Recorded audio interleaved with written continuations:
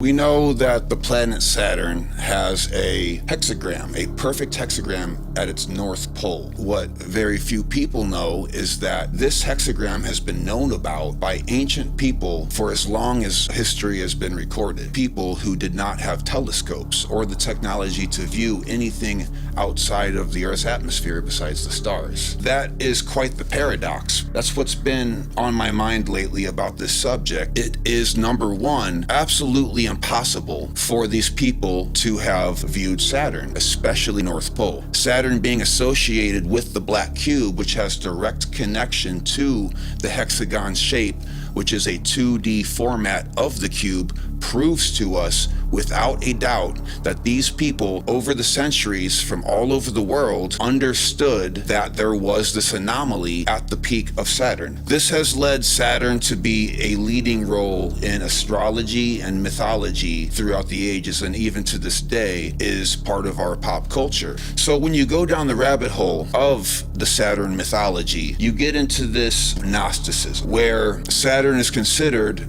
a great teacher, but through suffering specifically. It's been associated with the bringer of light, Lucifer, the primordial star, or the original black star is what it was called. It's also been called the black cube. Of course, the cube representing that 2D format of it, the hexagon at the top. And the people who understood that there was a hexagon at the North Pole of Saturn must have been either incredibly sophisticated technologically, which we're told is not so, or were able to somehow, with some extrasensory perception, understand the makeup of Saturn. So if Saturn is here to teach us through suffering, I suppose it's not necessarily an evil force, but there is a price to be paid. The mythology that ties to Gnosticism seems to point in the direction of a sort of demiurge, or in Latin, the demiurgos, which is basically a deity decided to create a universe of its own, therefore creating a flawed reality. Like if you were to create a video game and you get one of the zeros or ones wrong within the coding, the entire game will be flawed. And this is what seems to be, in a way, responsible for our messy physical reality. If this is so, is this something that is objectively real outside of us, or is it something that we project, or could it be a combination of both? Could it be that our reality is indeed a form of a syntax error that is somehow projected by Saturn as a being itself? And if so, does that mean that despite living within this flawed reality, we are still endowed with the divine spark? We seem to have God consciousness within animal bodies. So there seems to be a rift between the animal body and the God consciousness. Going back to the video game metaphor, even though the video game would be flawed, there is still the spark of the original author's purpose within the characters of the game, limited to the five senses, the five physical senses that we perceive reality through, of which we know is very thin compared to the actual spectrum of reality. Could it be that what the Bible described as original sin, synonymous with this idea of living within a flawed reality? But how does that make us living in a form of a school? And if we are indeed part of this flawed reality, that means that anything that is not in alignment with divine source should be wiped clean and start over, maybe from scratch. But however, this hasn't happened as we still live in this reality. How can it be so that if we live in a flawed, messy physical reality that doesn't actually represent true existence, how is it that we have been saved from being wiped clean from this hard drive? And that is where Christ seems to step into the picture. Now, this is quite a bit to unbox, and I realize that, but the evidence is absolutely staggering, whether it be mythological, scientific, or numerical. When you connect the dots, it seems as if there is something very strange and very otherworldly and divine happening. Does that beg the question, now that we have been saved, are we now responsible for transforming our reality into heaven, paradise? What can mathematics and astrology and religion and science tie together with this particular shape. This is Metatron's cube. As you can see, it is a hexagram, just like we have at the North Pole of Saturn. You can see that it can be viewed as a cube at the correct angle. That's why it's called Metatron's cube, a two-dimensional form of a cube. Thus, Saturn, throughout the ages, being called the black cube. So let's start off by talking about Saturn itself. We know that Saturn is in position 6 according to the source of our solar system being the sun, and Earth is in position of 3. We just recently rid ourselves of Pluto, which comes in at 9. It also has been discovered that Pluto actually does have a magnetic field despite its size, technically making it a planet, but I mean, how many times do we want to go back and forth with that? But that 3, 6, and 9, those numbers are interesting. Anyone who is a fan of Nikola Tesla, the Holy Trinity, or sacred geometry understands that divinity seems to have ties with those 3 numbers in a very deep way. The connection between Saturn and the hexagonal black cube was not taken seriously by our modern age until 1981, when a scientific breakthrough changed everything. The Voyager sent back sharp images of this anomaly at the North Pole of Saturn, confusing scientists and astronomers all over the world. They scrambled for explanations as to how this could happen on a dead planet. Something that is obviously not sentient, right? Things that are not alive. Bees create hexagons. We create hexagons, but of science, maybe turn to theology, religion, Hermeticism, and mythology to better understand what's happening here. Is Saturn sentient? Is there a possibility that as above, so below, just like the bacteria in our gut is alive, what if we are the bacteria within the gut of our solar system? And Saturn is somehow responsible for our physical reality, that being our 5 senses. It seems as if the tetrahedron, the triangle, and of course the cube represent sentience. For the first time, we have this evidence of sentience being performed by a so-called dead planet. I would be the first one to admit I would love to subscribe to a theory that these ancient people had technology to see the hexagon on top of Saturn. Maybe those from Atlantis, or civilizations before that. Perhaps civilizations of intelligent human beings, or even non-human intelligence, we don't fucking say that, is somehow able to see these things, and through cataclysms like the Younger Dryas, wiped out and start over. But I can't put any physical evidence on it. All we know for sure is that they did know that Saturn had this cube involved with it. Perhaps they looked within. Is it a form of meditation? We can only speculate as to how Saturn has been called the black cube for thousands of years. We have to keep in mind throughout this entire thing that our ancients spoke in the language of symbols. You can go ahead and throw that away. You can make noise. What are you doing? Don't. All right, well, you can. I wanted to see me right off the bat. Yeah, with no shirt on? All right, you can at least get dressed first. They spoke in a language of symbols. We know that language is limited. You can throw it away. It's a game of telephone. When language moves from person to person, culture to culture, it changes. It doesn't stay uniform. Symbology does, mathematics does. There are concrete ways of communicating from generation to generation. Can this anomaly on Saturn tie together religion and science, finally, to be able to admit that we don't know what's going on in the universe? Our 5 senses are limited. Our language sucks. All language sucks. Language was invented to explain the reality that we live in. So we can't possibly use language to explain things that are outside of our 5 senses. So we use symbols. That's right. And Emery knows that's what the pyramids are for.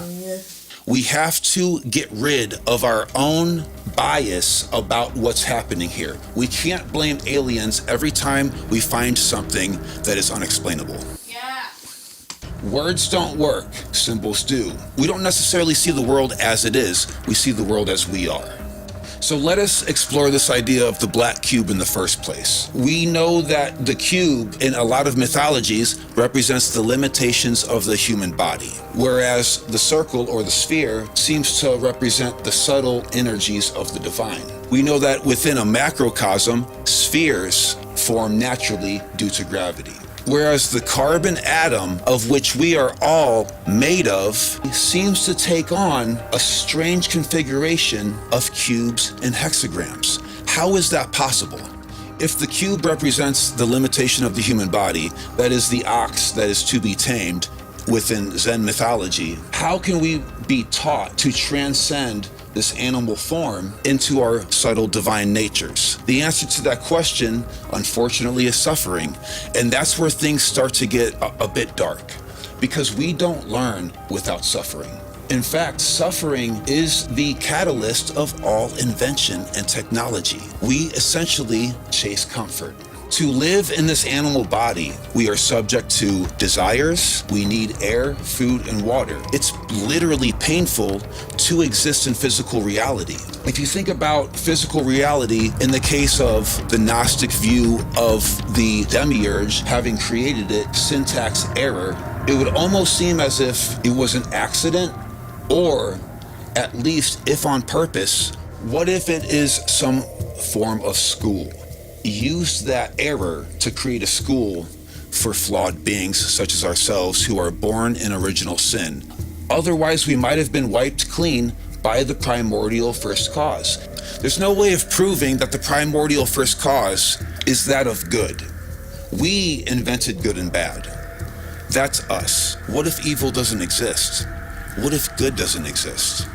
What if it's up to us to take over from here within this flawed video game, simulation, whatever you want to call it, in order to bring the syntax error of these mathematics back into harmony with the Tao, the primordial first cause, God, if you will. Oh, he's got a grip. This should be a video about serpents. Have you ever noticed what the construct of a carbon atom is? It is 6 protons, 6 neutrons, and 6 electrons. Man, when this thing's 8 feet long, it's gonna be a little bit more of a challenge. This 666 combination is what drives a reaction of chemical elements into our DNA sequences that become the building blocks of living, breathing form. Perhaps, like the Bible has stated, we are truly born in original sin. It seems to be a form of divine nature, consciousness, congealing itself into physical form. But is physical form a mistake? Oh shit, he's got the cable too now. Okay, cool. All right. This is gonna turn into a 45-minute video. If we turn that hexagon of the 3 sixes back on its side where it can be placed firmly on the ground, it is a cube. What happens when we unfold it? We talked about the sacrifice of Christ. Anyone who in grade school create a cube out of paper knows that it starts with a cross. This makes me wonder about the symbology of the cross in the first place. If we know that Jesus entered our reality to save us from the flaw, wouldn't it make sense that to share that message to the future generations, we would create what I call an allegory? Well, what everybody calls an allegory. A euphemism, a metaphor. He left his body on the cross, black cube, and transcended his animal form, leaving it behind on the cross. His spiritual nature was no longer bound to the material world and free from the limitations of the black cube. Not that he ever was in the first place, by the way. He had transcended that shit in this reality, which maybe should be our goal. Christ was crucified between 2 thieves. This is interesting. Nothing in the symbology of the Bible is on accident, by the way. What happens if we unite these opposites? How would we perceive reality if instead of bouncing back and forth between these 2 thieves, the hemispheres of the brain, we have a total synchronization of the opposing forces to unite the opposites of the cross? As Carl Jung would put it, to unite the opposing forces of the opposites. To hold the tension of the poles. Christ ascended the cross upwardly. This is adjacent from the cross section of the T, which is left and right, black and white, opposites. You understand the 2 thieves now, right? One was innocent, one was guilty. Could it be that the right hemisphere of the brain was innocent? Could that be the message that they're trying to send us all these years later? Was a man named Jesus literally crucified and humiliated for teaching human beings about peace and love? Or are we looking at an allegory that's been passed down through the generations in the form of symbols, just like the pyramids, in order to teach us something that can't be expressed with literal words? This idea of the tetrahedron, the Holy Trinity, the 3, 6, and 9s, the 666, and the black cube, exists in every culture, in every bit of time throughout history, and very often is tied to the planet Saturn. I'm not particularly into astrology myself, mostly because of the way that it's been generalized. It's become a sales pitch, like a fucking strip mall. But the original astrology wasn't quite like that. Gravity affects things. We know for a fact that when there's a full moon, people act differently. It controls the tides. The moon moves water. Our bodies are 70% water. How is it possible to deny that we're not affected by gravity? We can't see gravity with our own eyes, but we know it's there. It's literally holding us together. Saturn has gravity, an immense, incredible amount of gravity. To think that Saturn doesn't have an influence of human nature and behavior is ridiculous based on gravity alone. Based on science alone, you don't need mythology for that. So if we could admit that, even scientifically, is it strange to wonder if Saturn is somehow responsible for our limited view of reality constricted to the 5 senses? Could it be that we are of spiritual nature, and to make our souls learn, evolve, we have placed ourselves within these animal bodies, subject to the cruelty in order to face problems that a spirit that does not need food, water, and air, or desires would need in order to teach our souls empathy, understanding, limitations? And can spirit, the subtle energies of spirit, pierce into this physical syntax error that we live in, and through creativity cause us to expand our consciousness and thus rejoin with that primordial first cause that must exist before matter exists? As we know from previous videos, you can't have matter without consciousness. Matter doesn't exist. Consciousness does. Matter comes from consciousness, which makes it less weird that shit like this exists in front of our eyes on planets.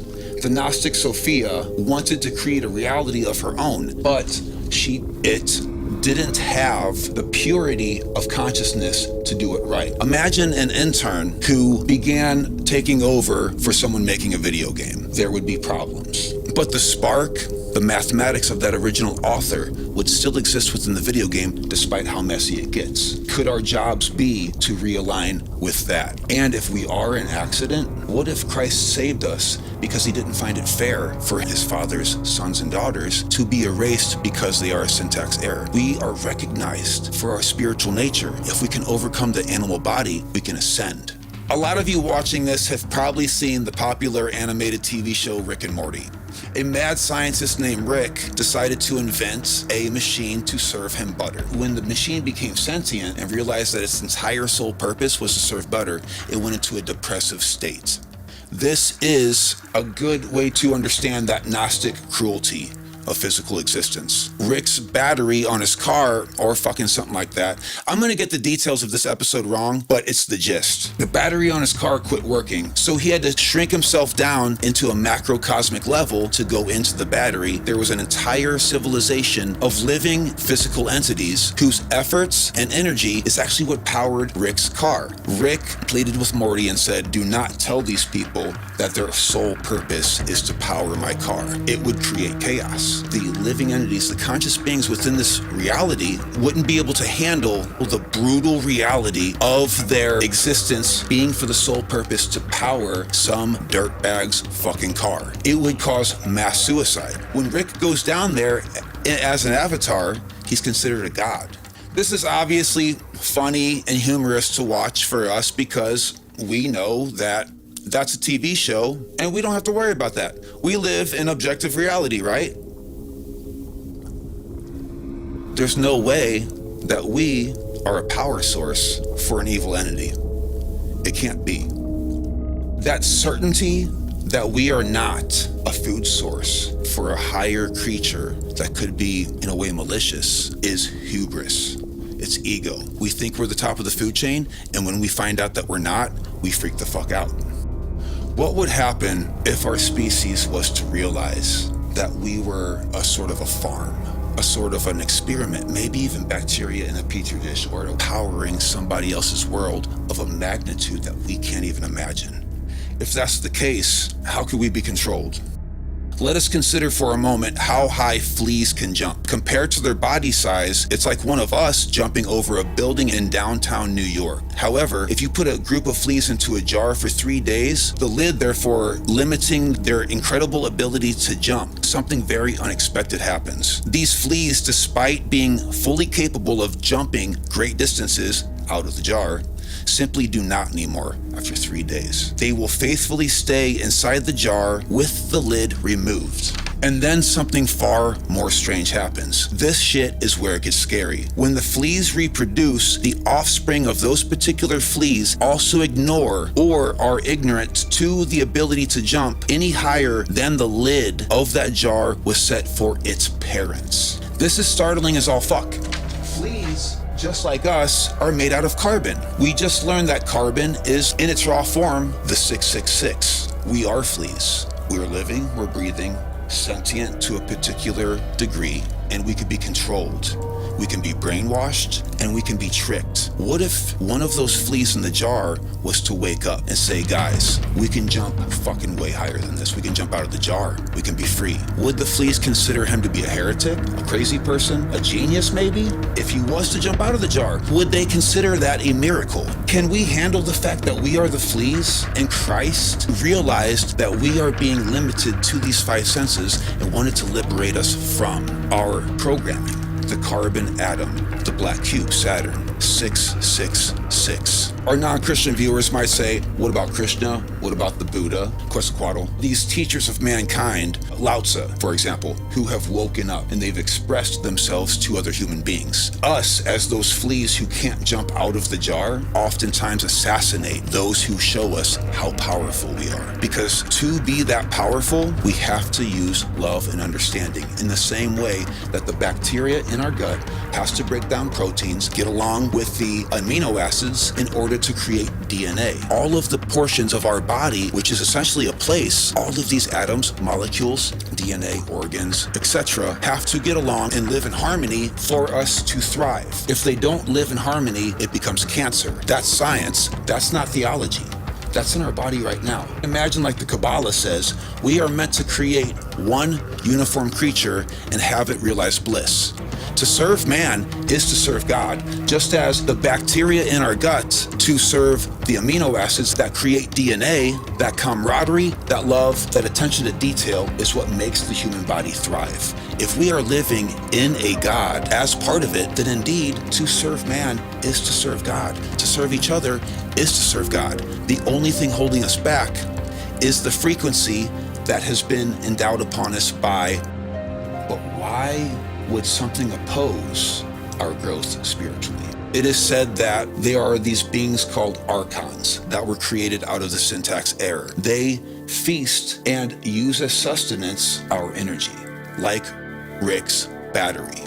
The more pain that we go through and the more hatred that we expel towards our fellow man, the more that cancer can grow. Cancer within us depends on the discamaraderie of our physical nature to thrive, thus killing us.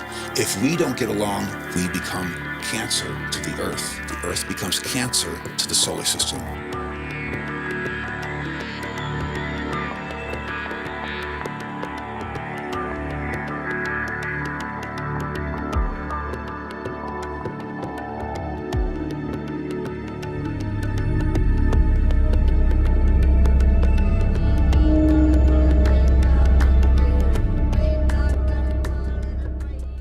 Mark Rober, if you're watching this, that you probably aren't, Called out. don't care what the police say, sell glitter bombs. Yeah. We subscribe to your Tinker Crate, Mark Rober. Do not ever send us a glitter bomb.